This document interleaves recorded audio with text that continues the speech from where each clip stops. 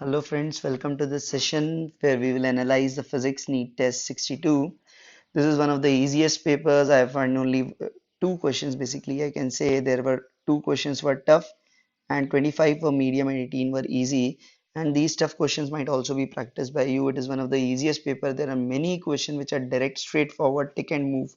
So this is the paper you should crack it. For an average student here, I should say it should get 140 plus, and for a good student, it has to be 165, 170 plus for sure.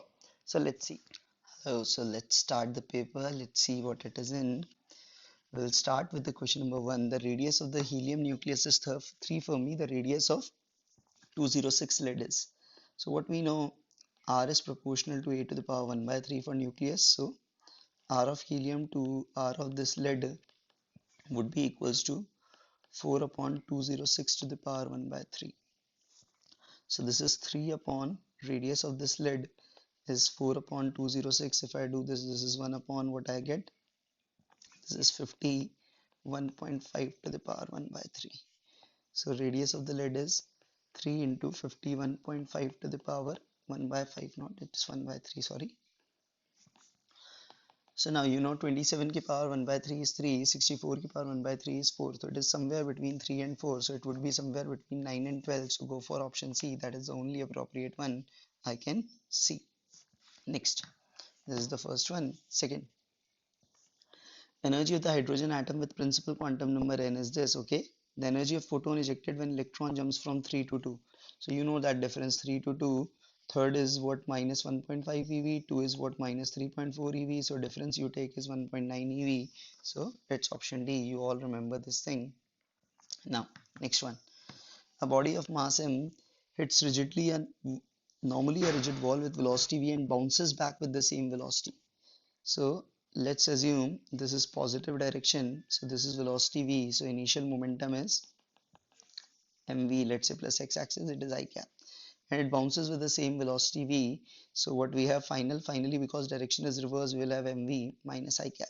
So if you take the change would be 2mv I cap. So the change is 2mv. Go for option C. Next, two bodies of masses 2 and 4 are moving with velocities 20 and 10 towards each other with due to mutual gravitational force. The velocity of the CM is because they are moving because of their mutual force. First of all, if I do the calculation, what I can write, VCM would be 2 into 20 plus towards each other. So one is positive, one is negative, divided by 2 plus 4, 6. So it is 40 minus 40 by 6. So that's come out as 0. We can directly would have sent because no external forces there. So CM's velocity will be 0. I also tried it. It also came out to be 0. Next, 1 kg stone at the end of 1 meter long string is whirled in a vertical circle at a constant speed of force. The tension in the string is 6 Newton and the stone is. Since speed is constant, first of all, the centripetal force at any point would be mv square by r, which is 1 into 4 square by r. So this comes out as r is also what is given, r is 1. So that is 16 Newton. So tension is 6 and plus what is mg? Mg is 10 Newton. So I can directly make it out. It would be only at the topmost point where what you will have both T and mg will be downwards. That would be equal to mv square by r. So T plus 10 is 16. So T comes out as 6. That is at the top of the circle. You can directly make it. Next, car goes with a speed of 20 on a circular path of radius 100. Speed increases at 3 meter per second square. This is 80. The magnitude of acceleration of the car. Now AC would be v square by r. V square is 400 by 100, that is 4. So AC is 4, 80 is 3, so A is 5. You know, under root 80 square plus AC square. So if you do this, this comes out as 5 meter per second square. So another question you can do. Next one. This was question number 6. Okay. Now 7-1. A steady current is set up in a metallic wire of non-uniform cross-section. The rate of flow of electron related to area of cross-section is. So what we know, I is equals to NEAVD. Maybe the cross-section is changing, but current remains same. Material is same, then remains same, E remains same. So A into VD is constant. Or A is proportional to R square, so R square VD is constant. So you have to check with the area, okay. So with the area cross section, so it's better ki the rate of flow of electrons, that drift velocity will depend, so that rate of flow of electrons related to the area of cross section. So VD would be equals to A inverse.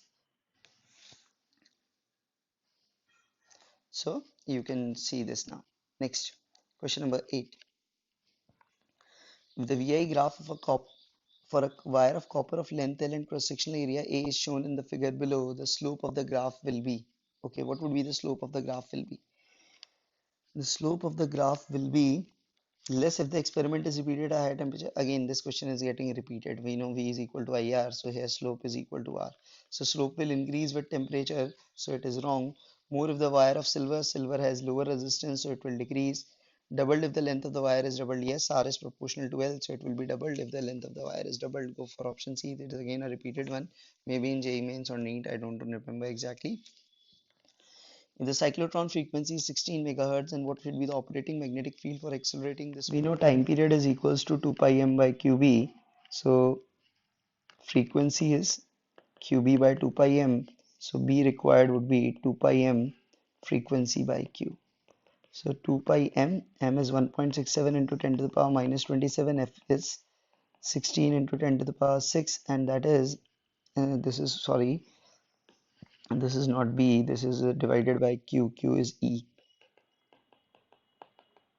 So 1.6, 16, so that is 10, 27 and 6, that comes out as minus 21 minus 19, that is minus 2 into 10 into 2, 20 pi into 1.67, I can write it as 5 by 3. So basically what we'll have, 5 by 3 into 0.2 pi you can write. So that comes out as 0.1 by 3, so 0.334 pi t, that should be the option I suppose. So that is option A, go for it. Next one. If a magnet is plunged into a coil, then the magnitude of induced EMF does the magnitude of the induced EMF does not depend upon. So it depends on number of coin. Yes, it depends.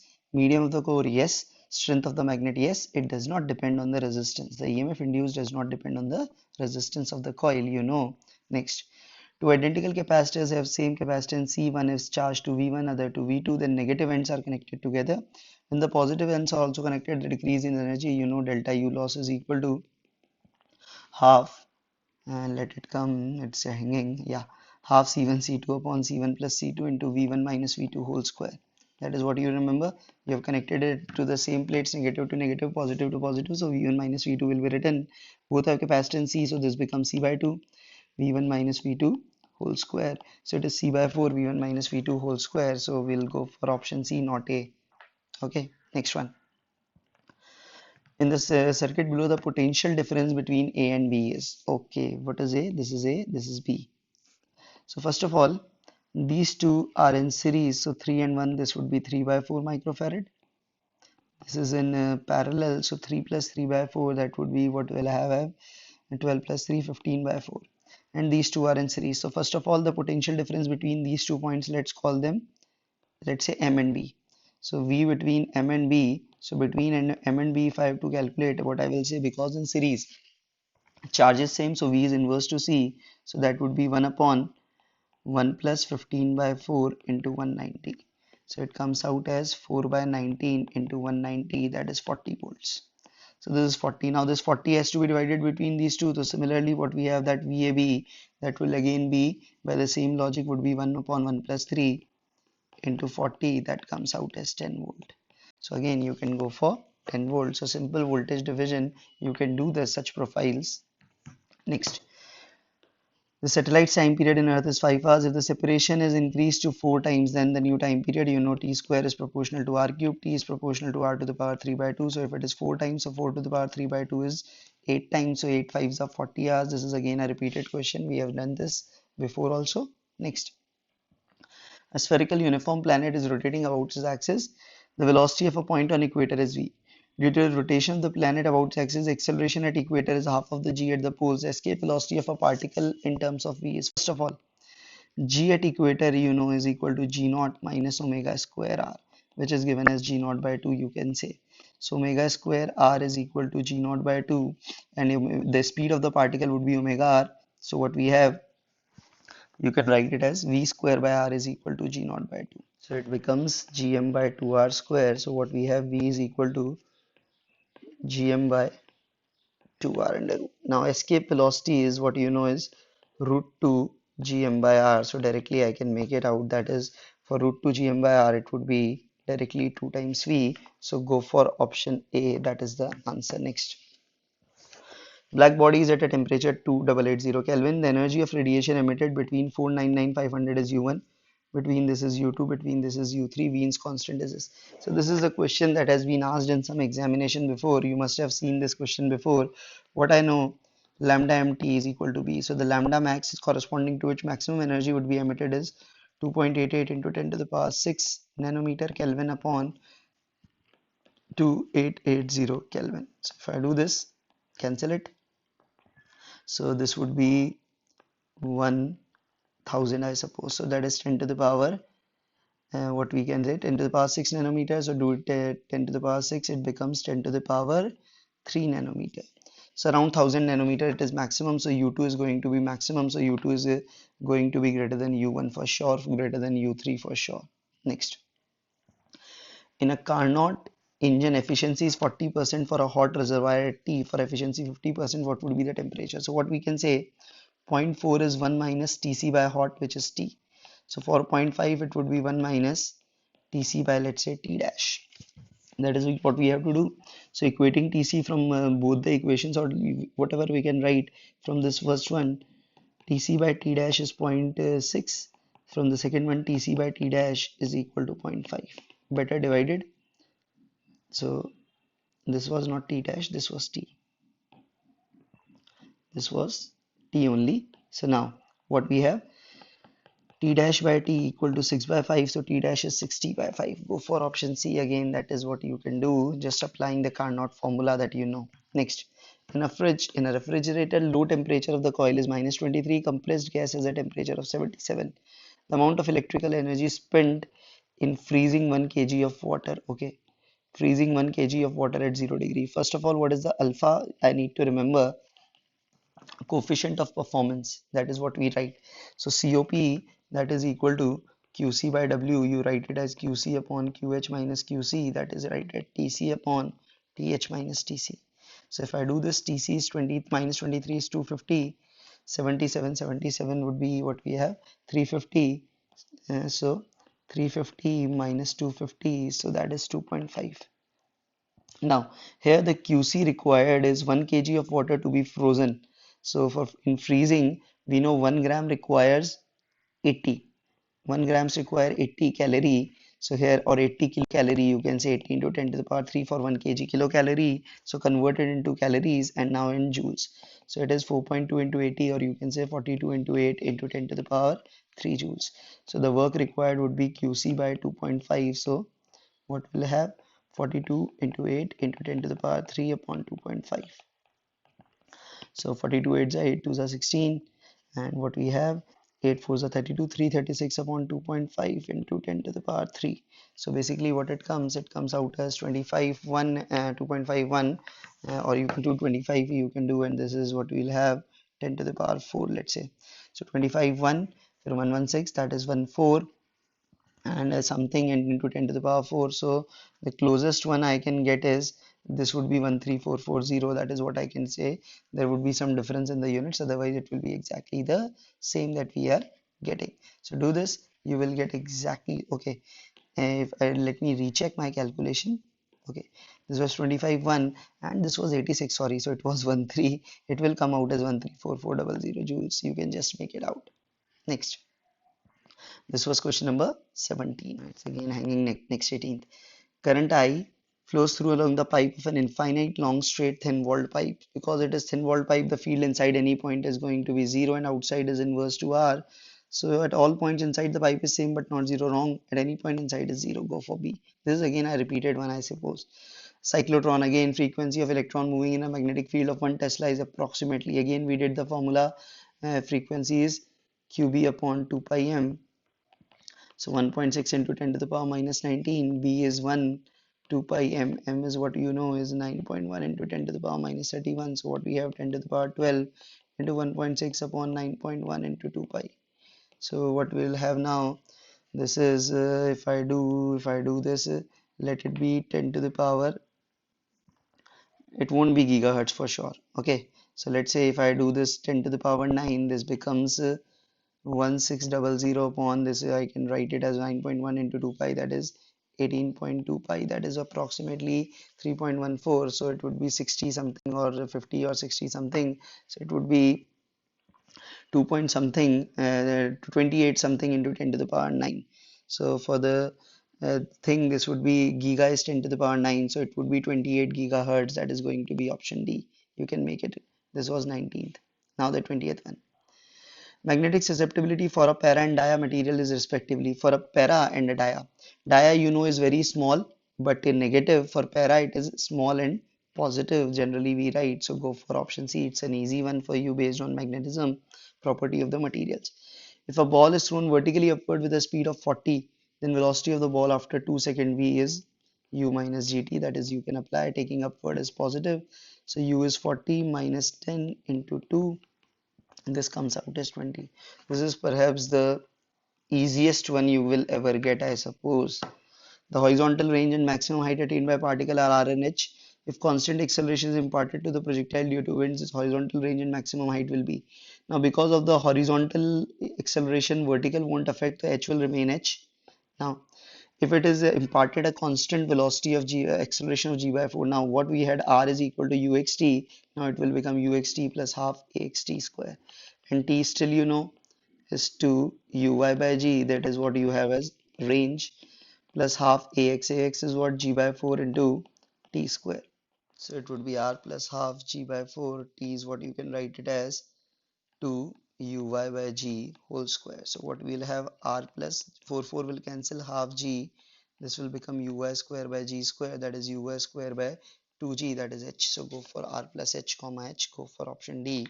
You can do this. Next. A sphere of mass m is rolling without sliding along positive x-axis on a rough horizontal surface of coefficient of friction mu. It elastically collides with a wall and then returns. The correct statement of frictional force acting on the sphere is. Okay. So it was rolling without sliding. So initially there should be no friction. So F is 0 before collision. So only we are left with one option. And let me tell you again, if it gets collide, what happens? The linear velocity is reversed, but omega still remains the same. So it will go forward. So the friction will act in that original direction, that is along I cap. So go for option B and it would be slipping. Next, as shown in the figure, the tension in the horizontal chord is 30, the weight W, and the tension in the OA will be. So if I draw this free body diagram, this is 30, this is T, let it be T, this is 30 degree, and this is W. So doing the balancing, first of all, in the horizontal, T sine 30 is equals to 30. So T becomes sine 30 is half, so T becomes 16 newtons. So we are left with only one option from here. Let's do again. For the second one, T cos 30 would be equals to W. So 16 to root 3 by 2 equals to W. So W is 30 root 3. So go for option B. That is the right one. Next one. 25th we have radioactive nucleus, initial mass A and atomic Z, emits 3 alpha and 2 positron. Okay, that is positron is emitted. That means beta plus.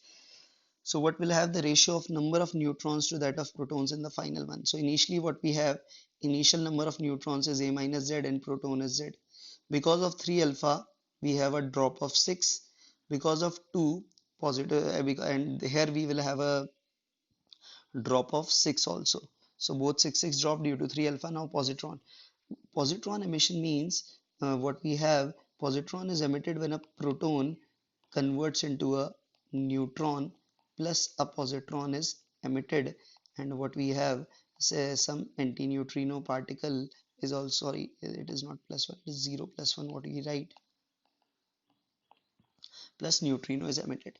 So now here neutron is increasing, so because of this 2 increment and proton, what we will have 2 decrement, so it will change by 8, so it will become A minus Z minus 8, it will change by 4, so that will become Z minus 4. So going by the available option, it is only the B1 that seems to be the uh, okay, 2 and 2, sorry, it is 8. Now I'm doing the mistake. What we had, 6 and 2 increase, so it would be changed by 4. I've written wrong. 60 degrees to increase, so a minus z minus 4, and here both are decreasing, so both are decreasing, so plus 2 decrease. I should write that, minus confused me, that would be equal to z minus 8. So go for option C, that is the correct option. So be careful, don't do silly mistakes like that. Nucleus of this originally at rest emits an alpha with speed v. What would be the recoil speed? So what would be the recoil speed, we have to find out.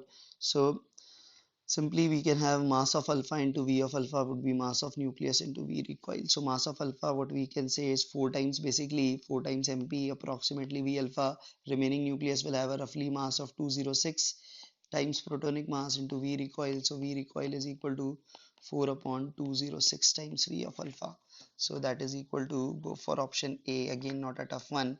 There are many questions from nucleus here. Next one. The minimum time taken by a spring block system to travel a distance equal to amplitude of the motion. So minimum distance would be when it is symmetrically crosses origin, because the mean position, because there the speed is maximum. So it's better go for minus a by 2 to a by 2. So this would be, you know, is t by 12. This you also know is t by 12. So that is t by 6. So go for option B, because here the average speed would be greatest. Next. Two springs are joined and attached to a mass of 16 kg. The system is then suspended vertically from a rigid support. Spring constant are K1 and K2, the period of vertical oscillation. So because the density is 1 upon K, equivalent is 1 upon K1 plus 1 upon K2. And what is time period? 2 pi root 16 upon K. So what we'll have, 2 pi root of 16 into 1 upon K1 plus 1 upon K2. 16 we take as common, that is 8 pi. It would be K1 plus K2 upon K1 K2. So as per the option, this is option A. So next, photoelectric threshold frequency of a metal is nu.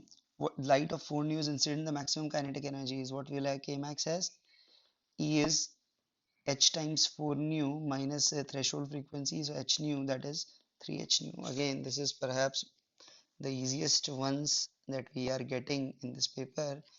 And what is the next one? Again, it is getting hanging. Let me wait to come. 30th. Now I have got this. The time taken by a photoelectron to come out of the photon strikes is almost instantaneous. We say it is 10 to the power minus 9 seconds. So closest is 10 to the power minus 10 seconds. This is a very important fact which established that photoelectric emission is the photon collision model is successful, not the wave model, because wave model predicted very large interval of time. Next, uh, the wave model predicted large interval of time. Body of mass 10 kg is attached to a wire of length 0.3 meter. The maximum angular velocity which it can be rotated in horizontal circle is. Okay. So breaking stress is given. So what we can have, you are given was area also. So the T max generated would be 4.8 into 10 to the power 7 into 10 to the power minus 6. That is 48 Newton. So that would be equal to m omega max square into length. So omega max square, where the length has gone. Okay, let me write it like so. Again, it is gone. So omega m square would be 48 upon 10 into 0.3, that is 48 by 3. 48 by 3 is 16. So omega max is 4 radian per second. Directly you can go for option A. So this was question number 31. Now the next one. Again, this is hanging. Let it wait. Yeah, it came. Two bodies are in equilibrium when suspended in water from the arms of a balance. The mass of one is 36 and the density is this. The mass of the other is 40. Its density is in gram per centimeter cube.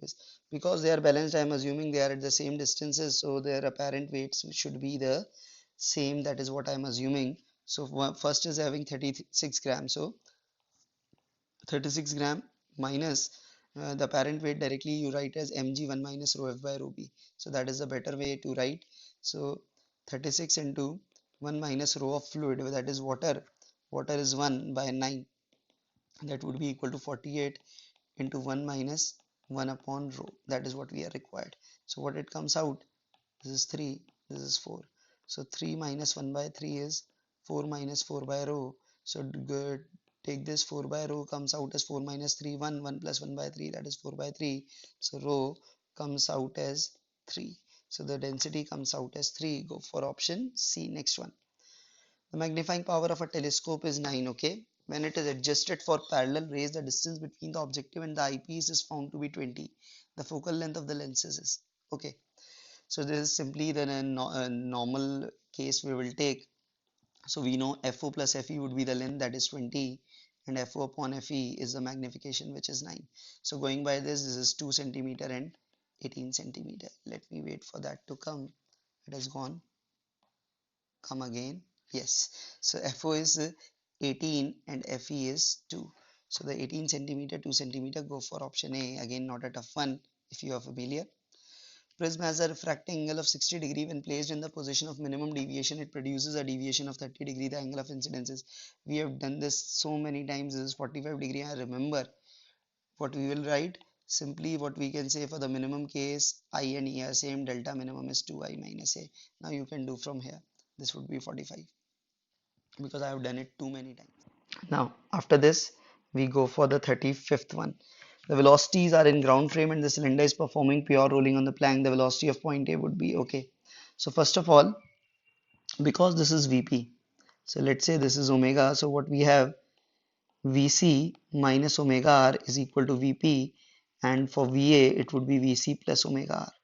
So what we can make it out, omega r I can write from there as Vc minus Vp, so it becomes 2 Vc minus Vp. Simple application of rolling if you are familiar with these questions, otherwise it's a tough one, not an easy one for you. A particle is at a distance r from axis. Given torque produces some angular acceleration. If the mass of the particle is doubled and its distance from the axis is halved, you simply remember I proportional to mr square. So m is doubled, r is half, so 1 by 4, so I becomes I by 2. Now the value of torque required to produce the same angular acceleration, because I is become I by 2, so because it has become I by 2, so the torque required will also become tau by 2. Go for option A, again an easy one. Next, consider the diode to be ideal. The value of current is, first of all, it is forward or reverse. It is forward, so it would be a wire, so 4 and 6, 10, 10. So we'll have 10 volt upon 1 kilo ohm. So it comes out as 10 milliampere. You can directly say it is 10 milliampere. Go for the option what we have, 10 to the power minus 3 ampere. That is what I can, sorry, 10 milliampere. So it is 10 to the power minus 2. Okay, that 10 came two times because it was hanging there. So let me wait. Yes, this is 10 milliampere, so it is 10 to the power minus 2, not 10 to the power minus 3. 1 milliampere is 10 to the power minus 3. Okay, don't do the mistake. Next, which logic gate is represented? So now what we will have here, let me check. If it is 0, it will be 1 1. This is what, this is a NOR gate, so it would be 0. So 0 0 is 0, so it won't be NOR, it won't be NAND. Okay, so for AND and OR, yeah, the best thing is to check for 0 and 1. So now let it be 1, so it becomes 0. So for 1 and 0, OR is 1, so NOR will give me 0. So 0 1 is 0, so we are left with only one choice, which is the AND gate. So go for option C. Next one, if x is a cross b and delta x and delta a delta b are maximum absolute errors in x a and b, then the maximum relative error, you know, this is a very basic thing, delta x by x is delta a by a plus delta b by b. Errors and errors always add up, they never subtract, so that is not change, it is error. So go for option D. Okay, there was a mistake, 40 was posted before in arranging it, 39 now. Two liquids are 32 and 24 respectively. When mixed in equal masses, the temperature is found to be 28. So equal mass, it is just midpoint. That means their specific heats is definitely same, 1:1. You can directly make it out. So it's an easy one for you if you can just read the data that smartly. For an interference pattern, the maximum and minimum intensity is this. What will be the ratio of amplitudes? This is the same question I did maybe for JEE main, or I don't remember. So we know I max upon I min is a1 plus a2 upon a1 minus a2 whole square. So I can write it as a1 upon a2 plus 1 upon a1 upon a2 minus 1 whole square. 64 by 1, take the root. So 8 by 1 is a1 by a2 plus 1 upon a1 by a2 minus 1. You do this, you will get the ratio as 9:7. I did it, so I know yesterday, so I'm leaving it for you as an exercise. This is 40. Now the next. In YDSE, slits are separated by 2 mm. It is at 1.2 meter. Light consists of two wavelengths. Then the separation between the 4 byte range of two different patterns would be, so it's definitely you can say 4 lambda 1 minus lambda 2 d by d. That would be the separation. Directly I can make out. So 4 lambda 1 minus lambda 2, that is 1300 into 10 to the power minus 10. D is 2 and this is, sorry, 1.2, not 2 is a small d. So what we have, let me wait. Okay, this is 1.2 and this is what we have, 2 mm, 2 into 10 to the power minus 3. So what it becomes, 13 fours are 52 into 1.2 into 10 to the power minus 8, and this minus 3, that is 10 to the power minus 5 by 2. So 26 into 1.2, so it is what we'll have, let it come, I've already written, yes, 26 into 1.2. So 26 into 1.2, 12 6 are 72, 12 2s are 24, 31.2 into 10 to the power minus 5. So it is 0.312 millimeters. Go for option A. It's in, simply you can do this. Next, the path difference between the two waves is, convert this into sine. So y2 would be a2, because sine of pi by 2 plus theta is cos, so that is omega t minus 2 pi x by lambda plus pi by 2 plus phi. That is what I can write. Okay, so this is what I have written. Now because I have written it like this, now the part difference, what is the part difference now we are left with? So omega t terms get same, so the part difference would be this whole term that we can write. So what we have, delta x I can directly write as, simply we need to know the phase difference first of all is 2 pi by lambda into delta x. So looking at the diagram, the phase difference between them is pi by 2 plus phi. So pi by 2 plus phi is equals to 2 pi by lambda into delta x. So now we have this, delta x is lambda into 5 plus pi by 2 upon 2 pi. Go for option B. That's not a tough one if you can rearrange like this. Next, if n1 and n2 are the fundamental frequency of the segments into which a wire is divided in the original fundamental frequencies, we have done this again and again. This is the answer. The reason is I'm again telling you, let it be L1 is to L2 is to L3. That would be, we know f is proportional to 1 by L fundamental frequency, that is 1 upon n1 is to 1 upon n2 is to 1 upon n3, and we know L1 plus L2 plus L3 is equal to L.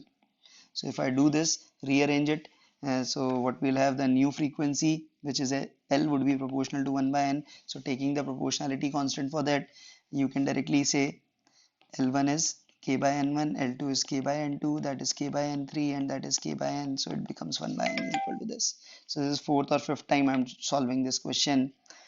Now the last one I am having, work done by static friction on an object. This is again a repeated question. We have told you it could be positive, it could be zero. So it could be, the must options would be rejected. So it may be positive. The example again I am doing, assume this is smooth and you are pulling it and it's moving and the block is placed above and there's a friction. So in this case the static friction acts on its upwards, acts on its downward. So for this block, static friction will do the negative work, and for this block it will do the positive work. Overall work will be zero, but for this block it could be positive, so it may be positive. That is option A we will go for. So this was today's paper. Thanks for watching. Keep sharing the channel. Thank you.